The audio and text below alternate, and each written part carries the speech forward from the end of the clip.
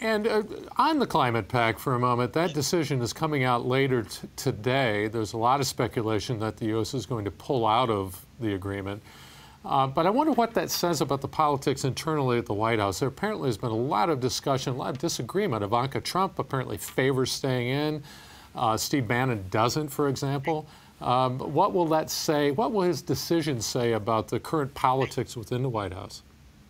Well, you know, it may tell us something about the politics of the moment, but I don't know how much we can read into it because the president has sided with, you know, one faction in the White House on some issues and other factions on other issues.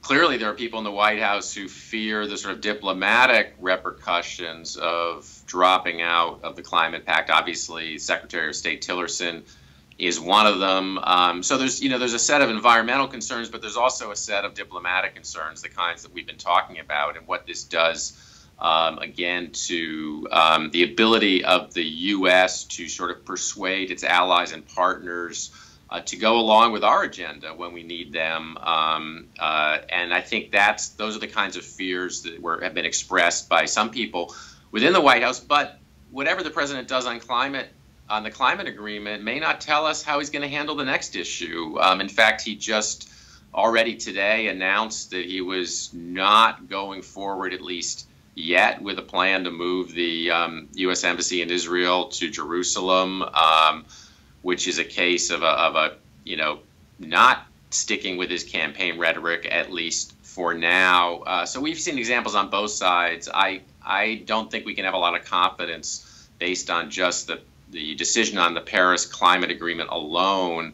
about how President Trump's going to handle these kinds of issues in the future.